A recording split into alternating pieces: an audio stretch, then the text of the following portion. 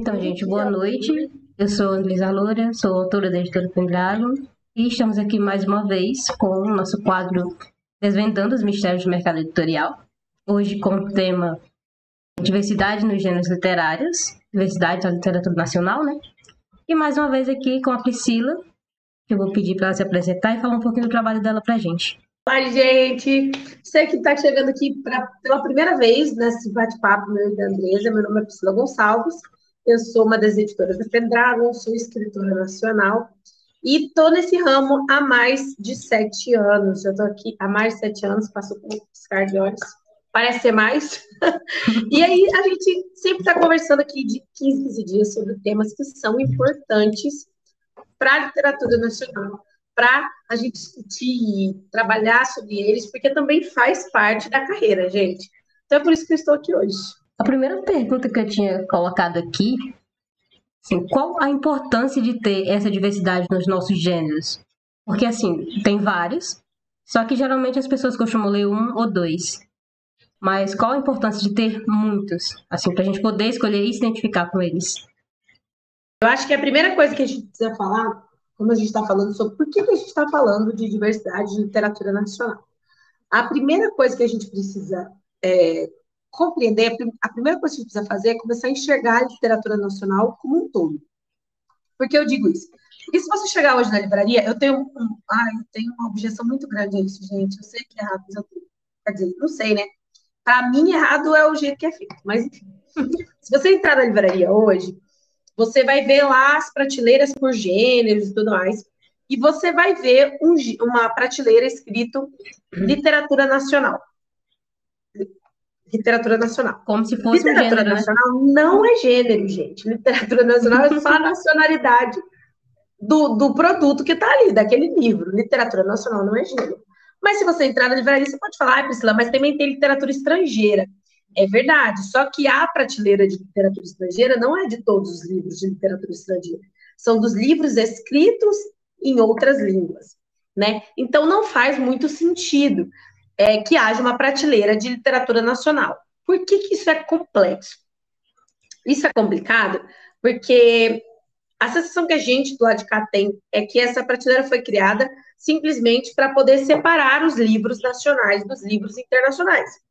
Tendo em vista que era só colocar os livros que são traduzidos e os livros nacionais na prateleira de gêneros misturado, paciência, né? Mas não é o hábito, não é comum a gente ver uma livraria fazer isso.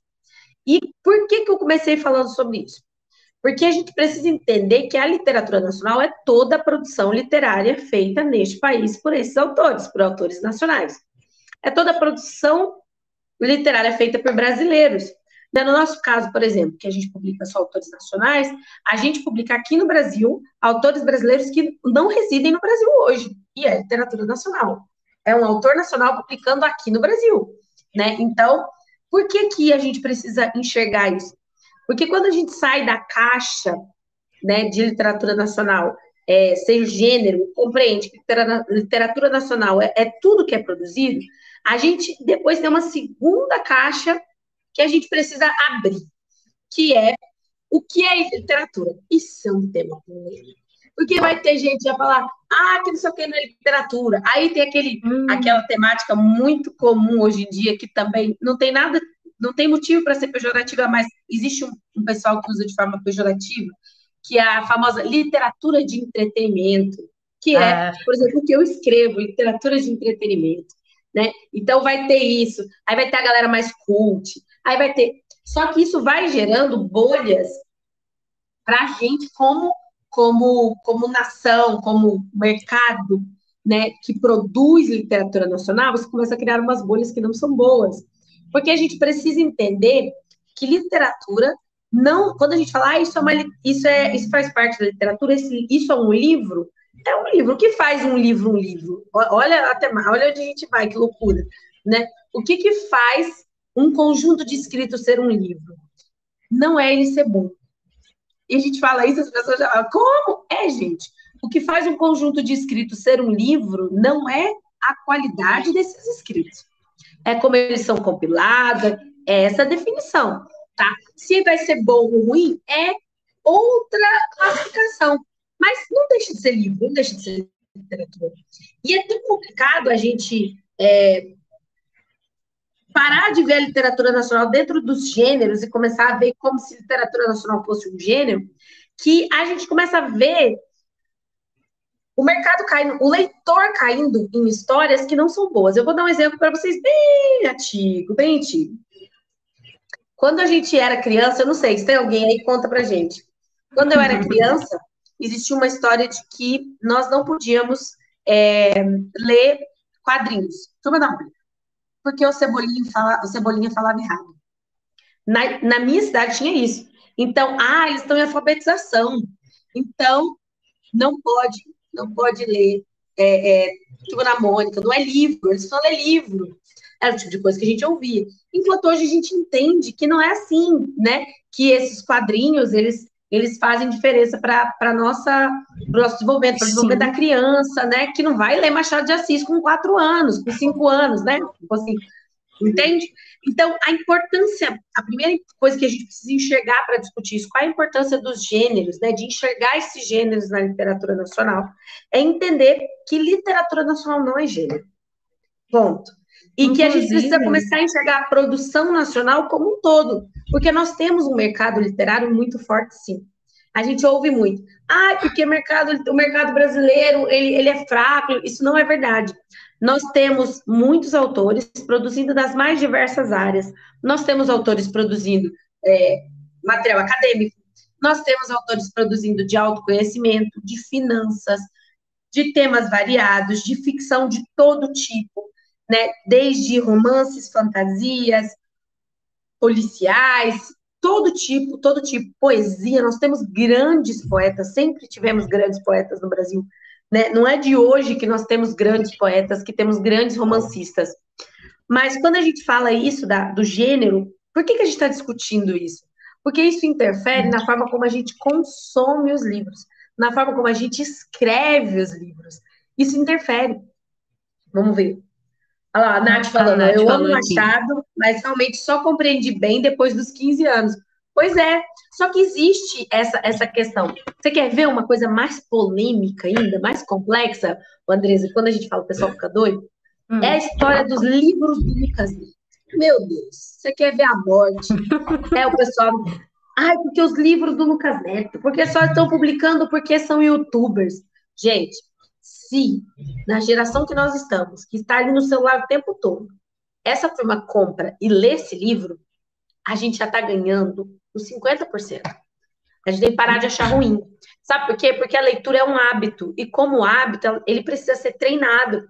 Muitas vezes ele não vai ser treinado do jeito que a gente espera. Ele não vai começar a ser treinado com uma literatura clássica, com o português mais arcaico. E veja bem, quando cito Machado, amo Machado de Assis, amo José de Alencar, são grandes escritores da nossa história, né? Fernando Pessoa, Cecília Meirelles, são grandes escritores que nós temos que ter contato, que os adolescentes têm que ter contato, têm que estudar esses autores, não é isso? Mas a gente está falando sobre esse contato, né, Pri? Oi? Forçar esse contato inicial nos primeiros anos acaba fazendo as pessoas perder a vontade de ler. Sei lá, pensa uma pessoa que sabe, sei lá, costurar com agulha, fazer um pontinho de agulha para poder fechar um buraquinho. Aí a pessoa nem sabe fazer direito aquele ponto, você vai lá, põe uma máquina de costurar e fala, agora você costura um vestido. A pessoa vai falar, por onde que eu começo? Nem que ela use um tutorial, vai ficar torto, ela vai pegar um ódio daquilo e vai pensar, eu não sou bom em costurar, porque ela nunca precisou fazer aquilo. Então, a gente não pode esquecer que a leitura é um hábito, sim. E é por isso que discutir o gênero, a diversidade do gênero literário no Brasil é tão importante. Por isso que é importante a gente reforçar que a literatura nacional, nós temos uma produção nacional, cultural muito rica, e que a gente precisa começar a enxergar isso. Então, eu acho que a maior importância, primeiro, da gente observar é começar a enxergar mesmo os gêneros que nós produzimos aqui e parar de enxergar a literatura nacional como um gênero. Porque como um gênero, a gente está sempre colocando ela aquém de tudo que é produzido fora do Brasil e que trazem para a gente, né? Então, você vai olhar lá, vai ter Se você, olha só, olha como é injusto. Você pega a literatura nacional, coloca ela dentro de um combo, e aí você vai comparar o livro de fantasia, de jovens adultos, com um livro de fantasia adulta, com um livro infantil, com um livro de poesia. É sempre injusto, porque você nunca vai atingir o público de fato. Porque são tantos públicos dentro. Aí você fala assim, quando a pessoa fala, eu não gosto de literatura nacional. Mas como assim você não gosta da literatura nacional? O que você leu da literatura nacional? Você gosta de ficção? Ah, eu gosto. Então, mas como assim? Você já leu outros livros? Ah, não, mas é porque eu li um livro. Entende o problema? Tem Um como que o livro. problema ele acaba sendo enraizado, sabe? Dessa cultura de que o nacional ele é menos. O Marcos aqui, o pai, né? Ele falou aqui que a escola quase matou minha vontade de ler porque eu não gostava dos clássicos. É exatamente isso que a gente falou. E quando a escola ou qualquer outro adulto, vamos dizer assim, impõe algum tipo de livro, sem ser para aquele público, para as crianças, acaba que elas vão perdendo a vontade de ler, acha que toda leitura vai ser chata, que tudo vai ser complicado de entender, sendo que existe, E existe já literatura. pararam para pensar no porquê é chato? Às vezes as pessoas não pensam. Mas não é chata, porque assim, eu já vi gente falando, mas se ficar dando Harry Potter para ler, eles não vão desenvolver, sabe? Não vão ser. Eu já vi gente falar isso. No sentido de desenvolver a língua, o próprio dicionário da pessoal da pessoa, sabe? Só que a gente esquece que a leitura tem duas coisas importantes. A primeira é a linguagem, a segunda é o contexto. Para a gente assimilar a leitura, para a gente assimilar o que a gente está lendo, independente de gostar ou não, a linguagem tem que ser adequada e o contexto tem que fazer sentido para a nossa fase de desenvolvimento, certo? Então, por isso que acontece muito de falar, eu li na época da escola, Machado de Assis, achei horrível, entendeu? Achei péssimo. Aí, quando eu tinha lá 18 anos, tive que ler para fazer o vestibular e eu adorei. Fui ler José de Alencar, fui ler o Cortiço, fui ler, sabe? Aí eu adorei. Por quê? Porque a linguagem já era mais adequada, porque ele já é mais velho, já entende mais do português. Segundo, porque a discussão social, o contexto daquela história, agora ela é alcançável para aquele indivíduo, né? Então você não vai instalar um software novo nessa criança, quando ela é criança de tudo para ler um livro que não é adequado. Quer ver aqui, peraí, que eu vi uma coisa que foi uma opinião legal, quer ver? Não quer dar Harry Potter? Dá os caras do Pedro Bandeira, maravilhoso, Pedro Bandeira, maravilhoso. Mas a pessoa provavelmente não gostaria de dar os caras do Pedro Bandeira, porque a discussão é de que o livro era raso demais e que isso não desafiava aquela pessoa a desenvolver melhor a linguagem. Só que, gente, não se dá um passo maior que a perna. Não funciona assim, né? Não funciona assim. A gente precisa entender. Harry Potter foi escrito, assim como os caras de Pedro Bandeira, foi escrito para um público. E para dar este público. Ele foi escrito para vender para aquele público. Ele não foi escrito para outros motivos que não para vender para aquele público. E aí, quando a gente vê esse livro chegando na mão desse público, dá certo. Dá certo, porque ele foi escrito para esse público. Né? Então, assim, a gente tem que pensar nisso. A gente tem que pensar nisso quando a gente escreve, sabe? A gente tem que pensar nisso quando a gente escreve. E a gente tem que pensar nisso como a gente consome os livros. Porque faz muita, muita diferença para o resultado do mercado, sabe? E os gêneros que existem, no caso, romance, drama, fantasia, você acha que de alguma forma eles contribuem individualmente pro conhecimento de quem está lendo? Sem dúvida. Olha, já foi-se o tempo, eu espero, né? A gente sabe que ainda não é assim, tudo, mas tudo bem. Já foi-se o tempo que só a literatura de conhecimento que eles chamam, né? Uma literatura filosófica, é a única literatura que acrescenta às pessoas. Gente, isso é uma bobagem, me perdoa a palavra. Isso é uma interpretação rasa da própria essência humana, tá? Quando eu falei aqui sobre linguagem, a ficção, ela usa uma linguagem acessível, né, diferente da linguagem técnica, para passar uma mensagem. Você vai pegar qualquer livro, por mais que ele seja um livro de entretenimento, ele tem valores sendo passados, ele tem mensagens sendo passadas, não tem como não ter, né? Se você pega lá os livros vamos pegar aí os livros internacionais que faziam muito sucesso na minha adolescência, na nossa adolescência. Era Jogos Vorazes, era Divergente, que eu não gosto nem de falar daquele último livro, esses dias eu estava lembrando, Deus é Pai, gosto nem de lembrar, Divergente, a gente citou, mas olha, o próprio Harry Potter, Percy Jackson, se a gente pegar esses livros de ficção, se a gente pegar Cassandra Clare lá atrás, né, o Cidade dos Ossos, se a gente for pegar toda a leve, e tem muitos mais, né, se eu for parar aqui, eu começo a passar e começo a lembrar, tem aquele outro que eu não li, mas vi o filme, vou lembrar, aqui sempre tem um outro, né, que você não lembra Não li, mas vi o filme. Mas se você olhar, todos esses livros, eles abordavam uma temática que hoje interfere na forma como nós, que não somos mais esses jovens, agora somos adultos, lidamos, por exemplo, com a política. Então, faz diferença. Nós passamos mensagens através da ficção. E olha, isso não é coisa nova, não. Toda vez que eu vejo alguém falar, mas por que está mudando a linguagem? Eu falo, gente, o ser humano, ele evolui na linguagem dele. E se você quer passar uma mensagem, você precisa se adequar à forma que esse indivíduo vai receber essa mensagem, né? E aí eu dou um exemplo, mas é um exemplo clássico, a gente pode chamar ele de clássico. Não é tão literário, mas ele é clássico. Que é Jesus. Olha que exemplo que eu vou dar. Eita. Jesus, olha que exemplo que eu vou dar. Esse exemplo é muito bom. É que esses dias eu vi umas pessoas achando ruim pela atualização da Bíblia. Mas não é uma atualização do texto bíblico, no final das contas. Ele é uma atualização de linguagem. Para mim, pelo menos, é uma atualização de linguagem. Por quê? Porque se você pega... Olha onde eu fui, para vocês verem como isso não é novo. E que eu e você, como escritores hoje, se a gente ignorar isso, a gente corre um risco gigantesco de não ter a mensagem do nosso livro sendo absorvida pelo leitor. E aí eu não estou falando nem só de mensagem de um tema que você queira passar por trás do seu livro, não. Estou falando a própria história do seu livro, que ela chegue no leitor do jeito que você quer que ela chegue, certo? Se a gente pegar a Bíblia hoje, e você for ler, e ver aquilo que Jesus queria passar uma mensagem para aquelas pessoas.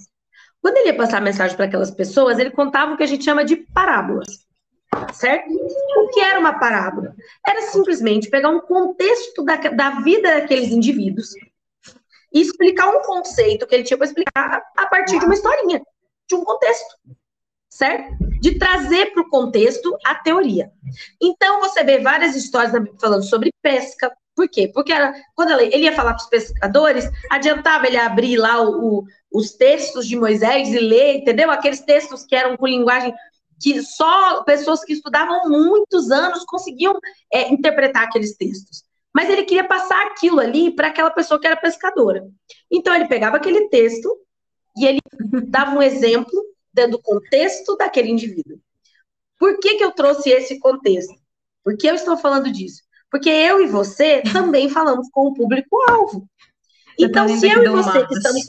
Oi? Estou vendo aqui do Marcos que ele falou que Jesus é o cara e manjava muito do público dele. Exatamente. Ele manjava muito do público dele, mas o Matheus está correto, ele está coberto de razão. Sabe por quê? Porque, olha só, quando ele falava com o pescador, ele usava um exemplo que o pescador entendia. Mas quando ele falava com o escriba e com o fariseu, que eram grandes estudiosos na época, que eram pessoas que gastavam a vida deles inteira, desde assim, dos 12 anos, eles passavam uma vida inteira estudando. Ele não falava como um pescador. Ele falava a linguagem que era adequada para aquele indivíduo. Então, quando a gente está falando de gênero, gente, literário, a gente também está falando disso, sabe? Às vezes, existe muita reclamação em relação a algumas adequações e tudo mais, mas a gente precisa entender que o objetivo principal da mensagem é ser compreendida por seu interlocutor, por seu recebedor, certo? Não adianta eu escrever uma história, eu tenho uma ideia incrível na minha cabeça, e eu escrever de um jeito que só eu vou entender aquela história. Não adianta eu rebuscar ela de forma... não, mas o meu público é um público mais culto, é um público que estuda muitos anos. Aí você está escrevendo para esse público. Mas não venha me divulgar esse livro para um público adolescente. Não venha me divulgar esse livro para um público que não tem a maturidade dessa assimilação. Entende? Você sabe que assim, mas acontece muito de problemas que nós temos com relação à literatura nacional, muitas vezes é isso, né? Porque quando vem um livro internacional, a divulgação é muito assertiva. Você pode observar, é uma coisa que a gente fala bastante na editora, sobre uma divulgação que seja assertiva para o seu público, né? Uma divulgação que ele atinja o seu público-alvo. Então, você tem que pensar com que livros, filmes, séries você compara. Você tem que pensar como esse público pensa, o que ele consome. A gente já falou bastante disso na outra live. Isso interfere muito. Então, quando a gente está falando de ficção, e da ficção científica, da fantasia, do romance, passando mensagens para este leitor, né? A gente não pode desmerecer a capacidade da ferramenta. A gente tem como é que chama? Como é que chama aquele filme que ganhou o Oscar, gente? Eu acho que é uns 2 anos atrás. A Natália tá aí. Natália sabe tudo de Oscar, Nath. Me ajuda aí. Não sei o que é da água. Teoria da água, não. Natália vai aparecer aqui para falar, gente, daqui a pouquinho. É um filme de ficção com uma mensagem muito forte por trás, que ganhou um Oscar, que não é uma coisa tão comum. Se a gente parasse mesmo para analisar assim, com bastante seriedade os filmes, a forma da água. Falei que ela ia aparecer? Se desligar, Alex. Falei para você que a Natália manja tudo de Oscar. Valeu, Nath. Nossa, tem tudo isso, Natália. Nossa, Deus. A forma da água. Não tem isso tudo, não. Eu já escrevi.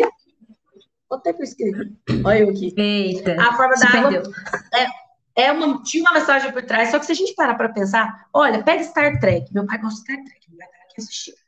Vai observar as mensagens por trás da ficção científica.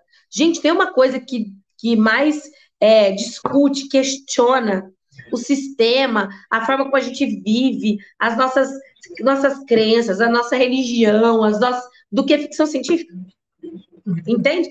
Então, o que a gente precisa perceber é que quanto mais a gente diversifica os gêneros na literatura, a gente fortalece esses gêneros, porque, claro, o livro de filosofia é muito importante.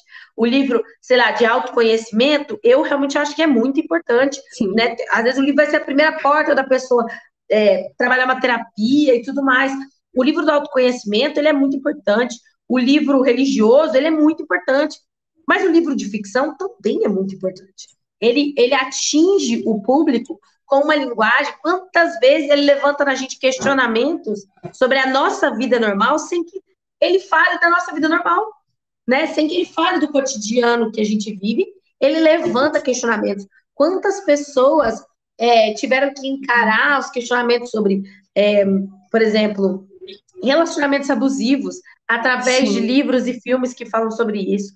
A gente tem caso, por exemplo, de filmes e livros que falam sobre suicídio, como a gente tem o Para Onde Vão os Suicidas, né? Então, assim, existe também estes fatores, né? Existe esse fator mensagem chegando de verdade no interlocutor, porque existem temas que, no geral, as pessoas têm resistência, né? No geral, a gente vai ter resistência a certos temas, né? E quando você entra com a ficção para trabalhar esses temas, você consegue quebrar as primeiras objeções, né? E chegar com essa mensagem.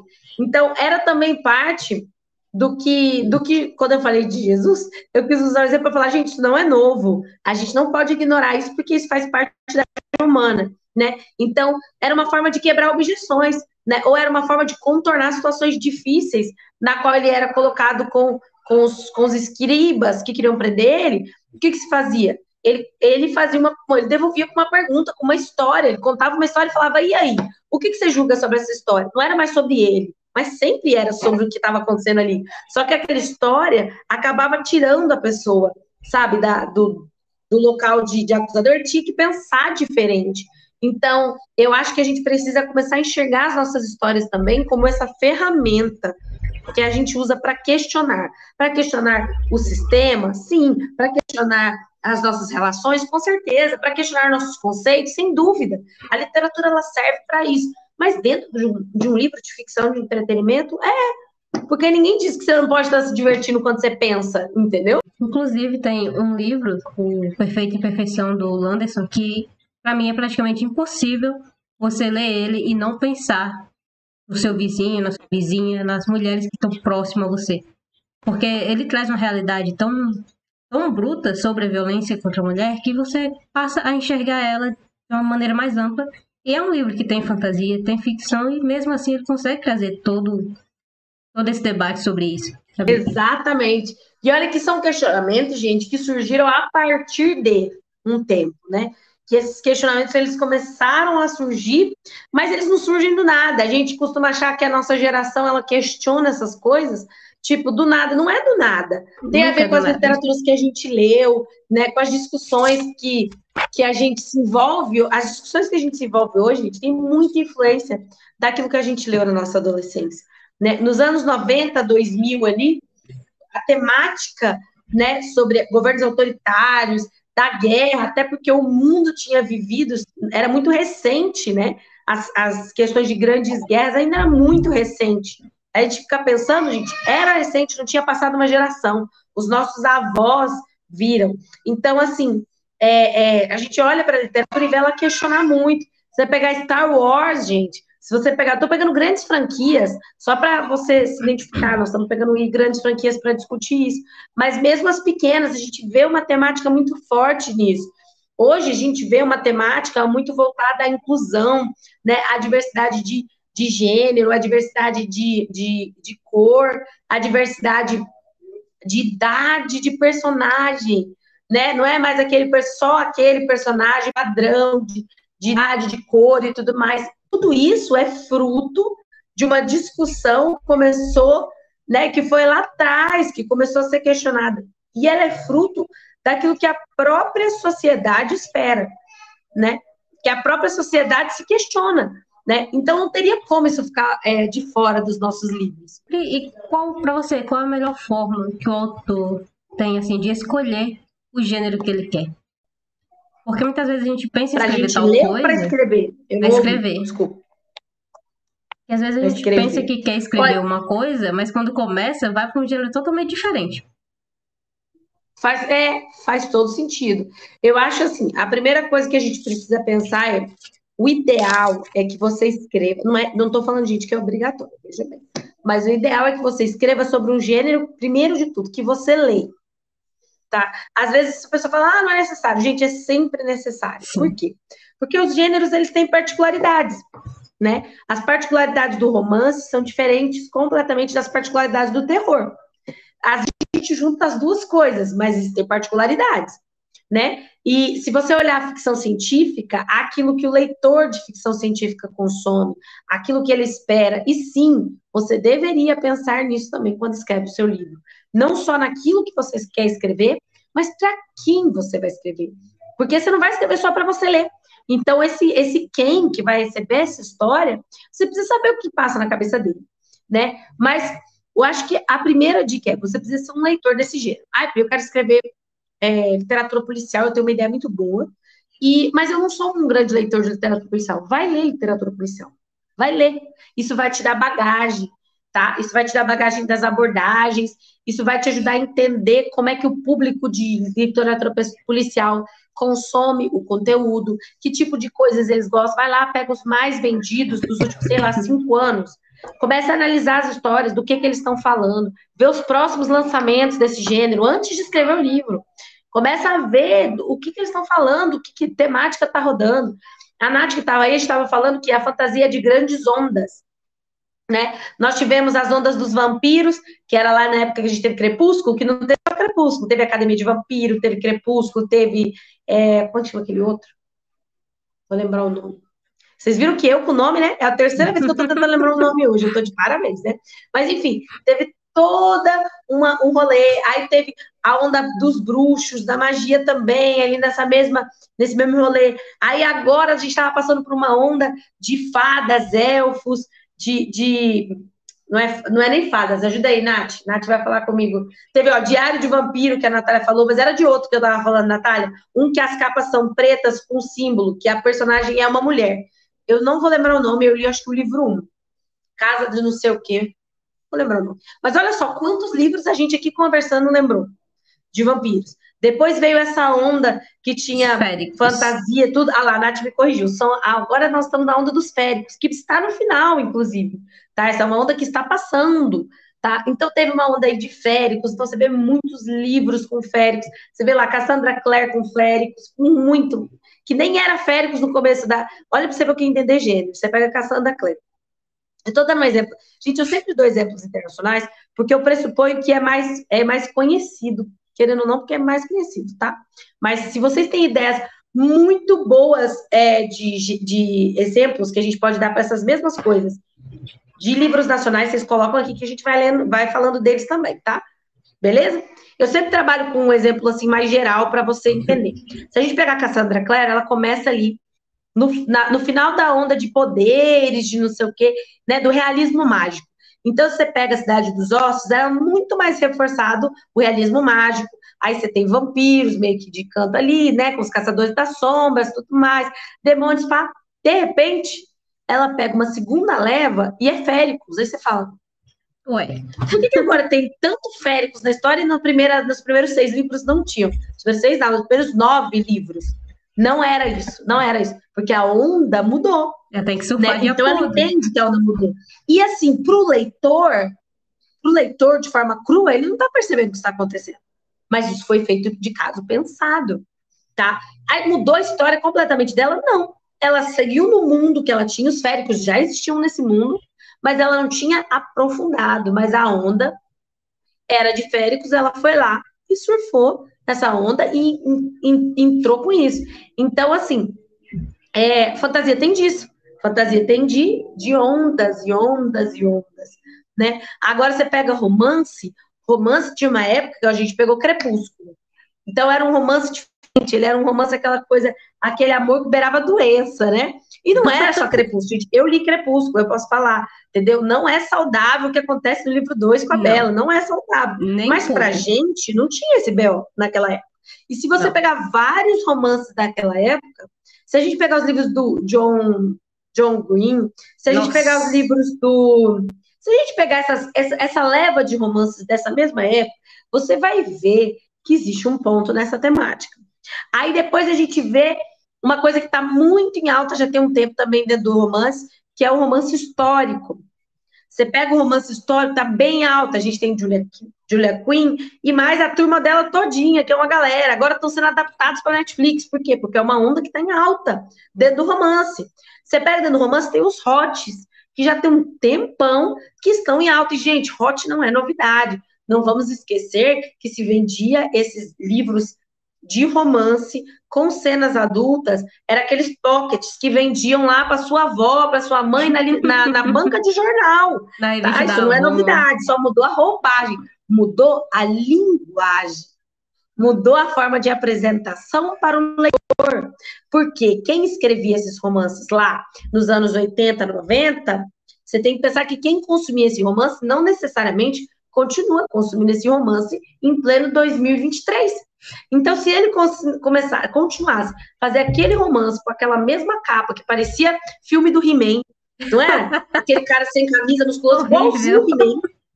Mas não era, gente. Olha, sem brincadeira, dá um Google aí e pesquisa. Romance erótico anos 80.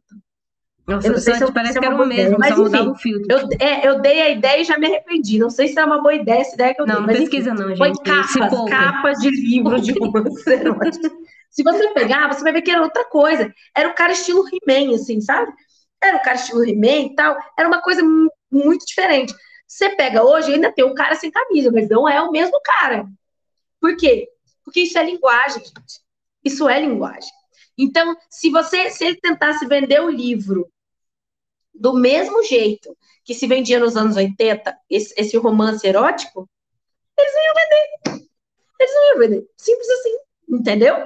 Então é disso que a gente está falando. Existem ondas. Então você precisa, enxergar.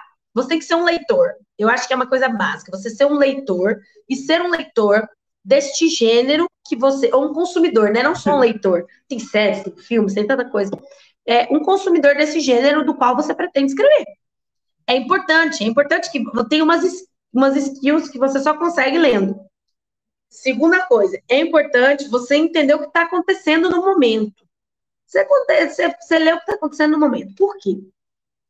É o que eu disse agora da capa de romance hot.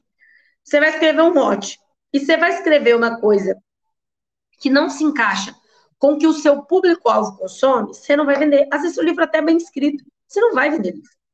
Gente, é aquilo que eu falei na nossa primeira live, você precisa desassociar. A história é a história. Mas existe uma coisa, o livro não é a sua história. O livro é um produto. Ele tem a sua história, mas tem mais um monte de fatores, além da sua história, que fazem o produto livro. E a gente vende o produto. Então, para vender o produto, você precisa entender para quem você está vendendo, tá? Não tem jeito. Então, é importante, sim, para escolher o gênero, você entender o público-alvo para o qual você está escrevendo, ou para o qual você quer escrever. Ah, eu quero escrever uma história, eu quero escrever um romance. Ok.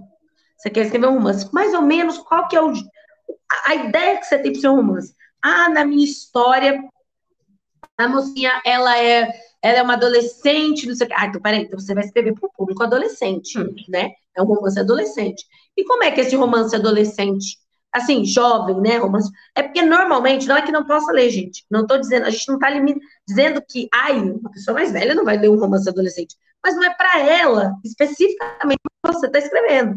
Não dá para agradar todo mundo. Não dá. Você vai desagradar todo mundo se você tentar. Então, o que acontece? Não dá, não tem como. Então você vai pensar, mas que tipo de romance esse adolescente, que tipo de conflitos românticos esse adolescente ele vive? Ele vive uma gravidez na adolescência? Tudo bem, mas ele não vive um casamento de 10 anos que está desgastado, ele não vive, entende? Você não vai escrever um romance adolescente com uma pessoa casada há 10 anos, vai falar, não faz sentido. Não faz sentido. Do mesmo jeito que, eu vou escrever com uma pessoa mais madura, né? Eu vou escrever um romance, eu vou tratar de temas que são mais profundos, eu vou tratar de relacionamento abusivo, de uma pessoa que passou a vida inteira num relacionamento abusivo e de repente, sei lá, esse cônjuge morre e ela tá sozinha e ela começa a redescobrir a vida. Isso normalmente é uma temática para uma pessoa de meia idade, para uma mulher de meia idade. É uma temática que casa muito bem.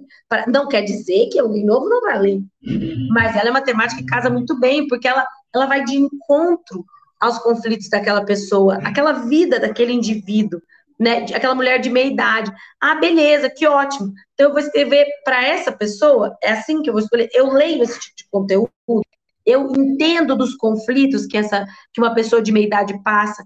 Pelo menos, eu tenho que ler, eu tenho que pesquisar, eu tenho que consultar as coisas, sabe? Eu tenho que ouvir pessoas, porque por exemplo, eu posso escrever sobre isso, embora eu não seja esta pessoa. Eu posso escrever sobre algo que não é meu lugar de fala, não sou eu que estou vivendo.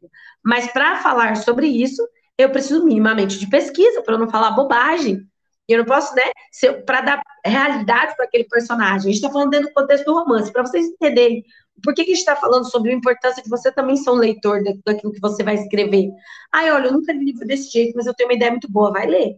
Pega livros desse jeito, vai ver o que está em alta, vai ver. Parece que a hora que eu vi como é que é a temática não é bem isso, altera a sua história, entendeu? Muda, modifica a sua história, modifica a sua ideia, guarda essa ideia para mais tarde. Por quê? Porque para você atingir o público, você tem que acertar a linguagem. E acertar a linguagem é entender gênero, igual a gente está falando aqui, tá? É entender para quem eu estou escrevendo, por que eu estou escrevendo, né? E como eu vou escrever para esse público entender. Então, acho que a maior dica para escolher é olhar para a sua história, olhar para outras histórias do mesmo gênero, a sua ideia, né? Que não é uma história ainda, a sua ideia. Eu tenho uma ideia, eu vou olhar para aquela ideia. Se você vai começar e falar, eu não tenho ideia ainda, eu vou começar a pensar numa ideia para o meu próximo livro. Se você é um novo escritor, se você está começando agora, eu sempre sempre digo, comece por aquilo que é confortável para você. Se desafie lá para frente. Se você vai começar, comece por aquilo que é confortável, por aquilo que você tem familiaridade, para você treinar a sua escrita. Então, comece escrevendo daquilo que você lê, daquilo que você gosta. Porque, meu querido, se você não sabe, você vai ler sua história muitas vezes. Você vai fazer N revisões dela. O mínimo que você precisa é gostar daquilo que você escreve. Porque senão você vai pegar um ranço da sua história. Como que o autor ele pode colocar diversidade no gênero que ele escolheu? Por exemplo, diversidade cultural, étnica, racial, de uma forma que fique coerente com o que ele decidiu escrever. Legal, isso é uma pergunta muito interessante, porque acho que a palavra que a Andressa colocou faz muita diferença, que é a coerência com a sua história. Por que disso? As histórias, elas precisam ter diversidade. As pessoas, elas não querem, quando às vezes você vê coisas e fala assim, eu não aguento ler mais do mesmo. Eu não aguento ler mais do mesmo. Às vezes, o mais do mesmo, do incômodo da pessoa, não é nem os plots da história. Porque, gente, nada se cria, tudo se transforma, tá? É a realidade da vida. Mas o que a pessoa está cansada é daquela mesma dinâmica de personagens onde ela não se identifica. Quando a gente falou de linguagem, o que eu disse? Olha, você precisa chegar nesse indivíduo, você precisa chegar nesse leitor, né? Com a linguagem que ele vai se identificar com essa história, que ele vai se apaixonar pelo seu personagem. Para ele se identificar com o seu personagem, esse personagem precisa ser real, né? Então, se você vai escrever uma história de uma personagem que ela, vamos dar um exemplo, que ela tem uma situação de superação de saúde, você tem que pensar no porte físico dela. Você tem que pensar onde ela vive. Né? É coerente pegar uma personagem, sei lá, de baixa renda e encher ela de joias. É uma coisa ridícula. Tô falando uma coisa ridícula. Não é coerente. Você vai falar, sei lá, tá traficando, querida. O que tá acontecendo? Né? Não é coerente. Você pegar um personagem que vive na favela, o seu personagem, a história toda, o contexto vive na favela, e ele não tem conflito. Ele não tem dificuldade financeira, ele não tem, sei lá, problemas que são comuns na favela, né? Ele não tem, nem aparece o crime na história, não aparece traficante, não aparece polícia, não é que a sua história precisa gerar em torno disso, mas você precisa gerar uma semelhança, uma realidade naquele personagem. E por que eu tô falando isso quando a gente fala de diversidade dos personagens? Porque para que uma história ela gere essa empatia no leitor, que faça o leitor se sentir, acreditar naquela história enquanto lendo, né? Você precisa dar o tom de realidade dos sentimentos humanos, né? Eu estou falando isso porque, por exemplo, a pessoa escreve uma ficção científica, ou a pessoa escreve, igual a Natália estava falando aqui, negócio de anjos e demônios, ou a pessoa escreve deixa eu dar um exemplo, igual eu escrevo de alta fantasia, né, em Alice, então tem personagem de alta fantasia. Como que eu vou dar características para esse personagem que elas sejam diversas? As características diversas, gente, elas são aplicáveis em qualquer raça, em qualquer ser fantástico, né? E quando você consegue incluir na sua história de forma que seja realista, construindo boas fichas de personagem. Olha que coisa, você vai falar, não é possível. É possível. Construindo boas fichas de personagem e dando uma roupagem, uma história profunda do seu personagem. Mesmo aquela história do personagem que você não vai usar na sua história. Né? Você não vai usar muito. É interessante que no Destinatário Fantasma, parte da construção da Helena, que é a protagonista, ela tem a ver com o fato de que a Helena ela foi vendida para prostituição enquanto criança, né, com 8 anos. E com 12 anos ela é resgatada por um trabalho social e ela vive dos 12 aos 18 nessa casa de acolhimento, que é um lugar bacana, que é um lugar legal e é inspirado num lugar real que eu conheço, certo? A minha história com a Helena começa quando ela tem 18 anos. Não começa no contexto em que ela está em prostituição, nem no contexto em que ela está, nem no contexto que ela está na casa do lar de acolhimento. Mas aquilo era importante para a construção de quem a Helena é, né? Da construção do caráter dela, da desconfiança dela, de como ela trabalha mais individual, tudo isso era importante. A Nath, que está aqui, ainda falou comigo, você podia ter abordado mais, eu queria saber mais. Falei, Nath, mas não era esse o contexto, eu não queria sair da linhagem. Porque, olha só, a minha personagem, contrariando o que a gente falou, que ela tem 18 anos, ela ainda é uma adolescente, uma jovem adulta, né? Mas o meu livro é mais 12, ele é um livro que ele é livre para um público mais novo. Então, eu tive uma preocupação de que se eu abordasse com profundidade aquela vida, essa situação da vida da Helena, eu sairia dessa faixa de idade. Mas a minha ideia de história era para uma faixa de idade mais jovem, então eu não podia sair dessa faixa de idade, né? Então tem todo, olha só para você ver, quando eu construí o personagem, tudo isso virou um questionamento. Tudo isso virou questionamento quando eu construí o personagem. Quem é essa personagem? O que que ela viveu? Como é que ela vai se comunicar? Como é que ela vai viver com outras pessoas? Tá? Então, acho que a primeira coisa para você ter histórias mais diversas é essa construção mais aprofundada do seu personagem. Onde ele nasceu? Como que é esse lugar onde ele nasceu? Porque, olha só, a Helena nasceu, a Helena é de Jaboatão dos Guararapes, né? A Helena é do Leste. Você pega a Alice, se a gente olhar o contexto ali, se a gente pegar no mapa e tentar pegar bem o lugarzinho onde a cidade foi construída no futuro, né? Que ali é como se tivesse se juntado São Paulo e Rio e feito uma megalópole, uma coisa de outro mundo, né? E a Alice tem uma mãe que é uma descendente direta mexicana e tem um pai que é baiano. Faria sentido eu fazer uma Alice branquinha, clarinha? Poderia ser, Não. ela poderia ser. Não é que, então não tem branco na Bahia. Tem. Mas qual a lógica para o contexto, né? Eu não aproximar da aparência maioria daquela população, da maioria das pessoas ali, né? Deste contexto. Né? Do mesmo jeito que o Caio vem de uma família asiática. Então, não faria sentido se ele nasceu no antigo continente, ele nasceu onde antes seria a China, eu pegar e fazer ele com traços da África, por exemplo. Não faria sentido para o contexto. Então, por isso que faz diferença. Quando você constrói uma boa ficha de personagem, e quando eu digo uma boa mesmo, onde nasceu, quais os conceitos da vida dele, os propósitos, você constrói um personagem, quando você constrói ele bem, quando você olhar para as características, que às vezes a gente fala sobre ficha de personagem, e as pessoas ficam presas às características físicas. Eu não estou falando das características físicas. As características físicas deveriam ser a última coisa que você preenche sobre o personagem. Porque todas as outras características, elas influenciam sobre quem esse personagem é fisicamente. Sim. Né? Então, uma das coisas que facilita que essa construção de personagem ela seja mais realista, né, que essa diversidade, que não pareça, sabe, aquele negócio de que você jogou o personagem ali só para dizer que existe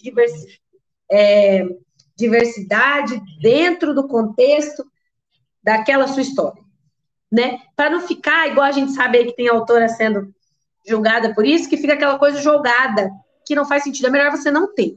Se você não conseguir construir um conceito bom dos seus personagens para essa diversidade, seja de gênero, seja de sexualidade, não coloque. Ah, Priscila, mas as pessoas hoje esperam que os livros tenham. Tudo bem, então faça bem escrito. Porque se você fizer de qualquer jeito, não vai adiantar nada. Você vai ganhar um hate com As razão. pessoas esperam Né? qualidade, né? Eu dou um exemplo, por exemplo, eu tenho muita preocupação ao construir personagens homossexuais de toda forma. Você vai ver que, se você olhar minhas histórias, embora eu tenha personagens que na construção da minha ficha ele estava lá, isso nunca foi citado na história, porque não fazia contexto na história e ia ficar jogado. Ia ficar jogado. Qual é a questão do personagem? Sabe qual é a minha objeção, gente? Minha. Eu sei que, olha, se eu falar que loucura, mas é minha. Eu tenho uma objeção, por exemplo, a fazer vilões que sejam homossexuais. Mas eu explico a minha objeção. Ai, Priscila, não pode ter um vilão homossexual? Pode. Mas qual é a minha objeção? Eu cresci, não sei você, André, vendo novela da Globo. Certo? Toda novela da Globo, o homossexual era o vilão que tinha chegado para destruir uma família. Gente, pega lá os anos 90. Pega os anos até metade dos anos 2000 e vê se eu tô viajando. É sempre o cara que chega, aí aquele cara que é casado descobre que ele é gay. Ele larga a família, larga filho, a mulher é uma mocreia, é uma pessoa insuportável, porque é assim que constrói o contexto de você concordar com uma família estando acabando para aquele novo relacionamento, certo? Então, toda a narrativa era em volta disso. Eu peguei um ranço, porque eu sempre falei, cara, isso é muito errado. Sabe por que isso é errado? Porque a gente está falando, enquanto a gente fala de novela, a gente está falando de uma coisa que talvez hoje não é tanto, gente, mas anos 90, anos 2000, né? Novela era uma coisa igual série é pra gente hoje. você está criando uma cultura, mesmo que subconsciente, sobre aquele indivíduo. Isso é uma coisa muito séria. Hoje a gente vive num país que é o número 1 em morte de pessoas transexuais, homossexuais. Aí você fala assim, nossa, mas de onde veio isso?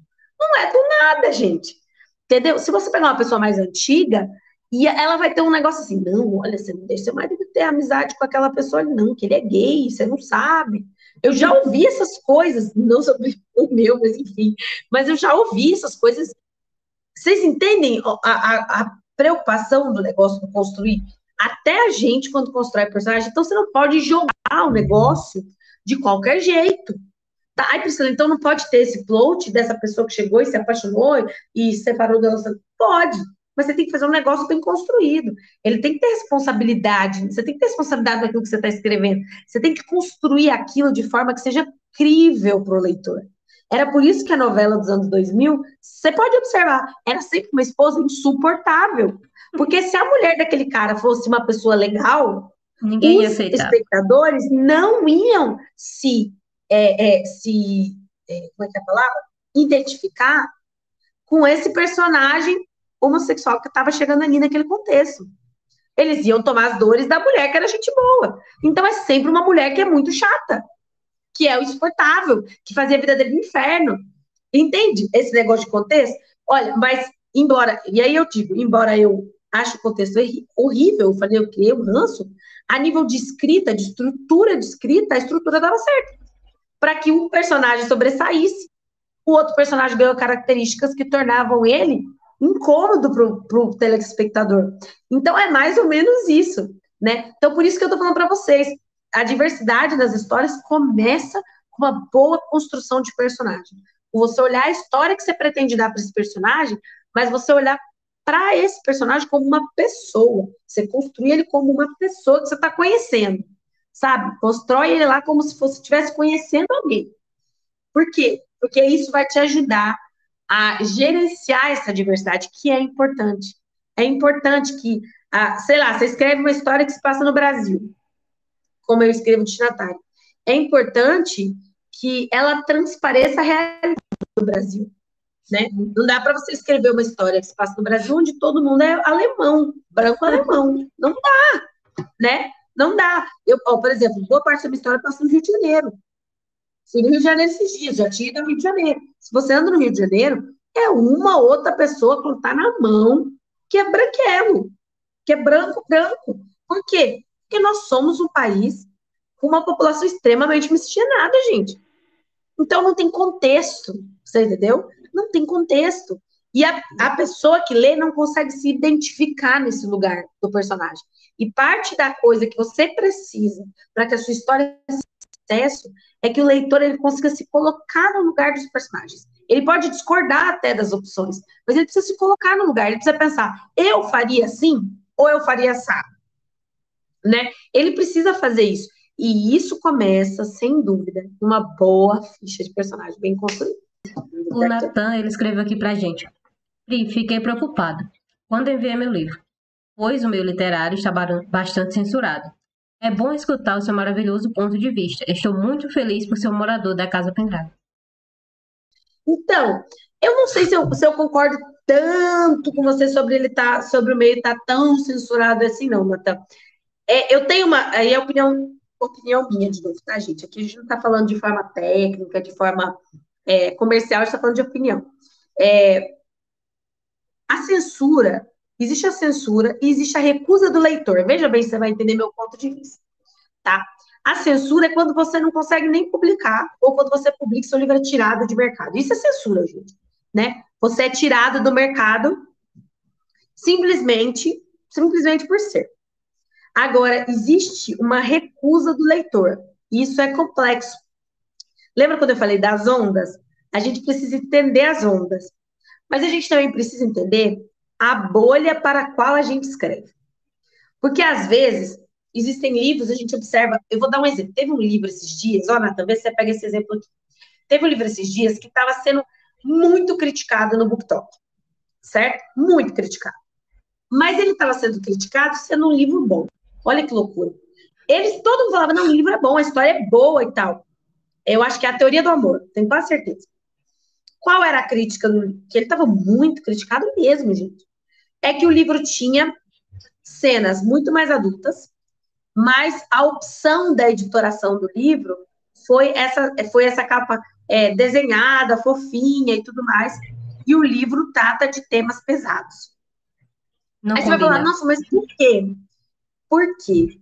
Porque se o nosso mercado produz hoje, aquele tipo de traço, aquele tipo de desenho, ele remete automaticamente para o leitor com um livro diferente, com um livro que ele é fofo, com um livro que ele é, entende? E aí, a partir do momento que eu coloco isso com assuntos que são graves, sei lá, suicídio, não sei se é o caso do livro, tá, gente? Eu tô chutando. Mas, assim, suicídio, estupro, aí você cai num ponto complexo. Então, ainda tem o fato da bolha. Quando a gente escreve, entende o público da gente, a gente precisa passar as mensagens certas, não só quando a gente escreve, mas quando a gente divulga, na forma que a gente divulga, a gente precisa passar a mensagem de forma correta, para atingir a bolha certa. Porque se a gente atinge a bolha errada, se a gente põe uma capa que ela não é adequada para aquele público, imagina só, sei lá, os meninos do porão lá que a gente brinca. Se eles começarem a fazer capinhas fofinhas, ilustradinhas para vender os livros Não vai dar deles, certo. gente, nós vamos preso, entendeu? Por não cumprir questão de faixa etária, entende? Não faz sentido e você acaba ganhando, que é uma coisa que a gente vive repetindo na editora, um hate gratuito. Então, às vezes, nem censura. Às vezes, existe uma coisa que não é incomum, tá? E não só não é incomum, como tem a ver com as ondas e tudo mais da escrita, que um livro ganha um hate absurdo e você fala, por quê? E ele é por causa de público. A forma como ele foi divulgado, para quem ele foi vendido. Porque para todo livro tem um público. E é isso. Para todo livro tem um público. E é o que casa exatamente com o que a Nath falou aqui, ó. Ter um público-alvo é planejamento. Se alcançar além desse público programado depois, é bônus. Vamos lá para as perguntas, de novo. Então, a gente falou da do Natan. Então, Natan, tem isso? Não que não tenha quem censure algum tema. Não vamos também, né, ser ingênuos que exista. Mas eu acho que o que existe muito hoje, que é o maior problema, é uma divulgação para uma bolha errada. Quando você encontra a sua bolha de público-alvo, você não passa por esse tipo de problema, tá? Então, eu acho que existe sim um problema de público-alvo aí. Que acontece muito, tá? Que acontece muito. Bora. Deixa eu achar aqui a pergunta. Aliás, pergunta não, que a Nath falou que tinha casado exatamente com o que você disse. Aqui. Ter um público-alvo é ter planejamento. Se alcançar alguém além desse público programado depois, aí é bônus. É isso. Entendeu? Normalmente, eu gosto de usar de exemplo, porque a resposta que me dão quando a gente fala disso é Harry Potter. Você fala, mas Harry Potter tem um monte de gente que gosta, que é mais velho, que não sei o quê. Gente, Harry Potter não foi escrito para você, moço de 25 anos, 30 anos. Não foi escrito para gente. Nós somos um público que lá, enquanto crianças, continuamos consumindo, né? Por exemplo, o Rick Jordan, o que Rick Jordan lança hoje não é mais para mim e para você, não é para mim e para o Julinhos mais. A gente consome porque nós nos tornamos leitores cativos enquanto adolescentes. Mas é tanto isso que existem altos rumores rodando aí de que a Warner vai produzir novo conteúdo de Harry Potter. Aí você vai falar, mas por que se o filme fez tanto sucesso? Porque nós que fomos o público-alvo para os filmes, não somos mais o público-alvo, né? Hoje é uma outra geração, e essa outra geração, ela espera um outro tipo de abordagem de linguagem. Então, para adequar, para que ela atinja esse público, ela tem que continuar adequando a linguagem, senão ela vai parar de alcançar daqui a pouco o público. Nós estamos envelhecendo, entende? Embora a gente mostre aos nossos filhos, é esse o rolê, gente. Entende? Tudo tá ligado a público-alvo e linguagem. Só pra gente fechar aqui nossa live, eu queria propor um desafio, que eu acho que você vai tirar de letra, mas vou propor mesmo assim. Vamos. Para você indicar 2 livros de cada gênero que a editora publica. Pronto, eu não posso fazer isso. Manda a mãe escolher qual é o filho predileto. Você tá doido? Eu, se eu indicar 2 livros de cada gênero aqui, gente, amanhã eu não posso aparecer na editora, que eu apanho. Você ficou doida? Não é um desafio, é uma tentativa de assassinato, entendeu? Não, Isso, não. A olha, cara dela. lógico, você imagina só, e não é só isso, porque não tem só isso, nós temos os leitores que são ciumentos. O Marcos está aqui para me deixar negar, o Marcos está aqui, não tá? Cadê o Marcos? Assim, Se ele tá eu não aqui. indicar Tocada pelo Sol, a Natália vai. Nossa, a Natália vai ficar, o que foi que eu fiz? Que você não me ama mais. Gente, é desse jeito, não tem como eu não indicar. Eu indicar só 2. Mas eu acho que eu posso fazer o seguinte, que eu acho que vai ser mais legal. A gente tem uns posts super legais, que a gente anda fazendo até dos livros de pré-venda. A gente vai fazer mais disso.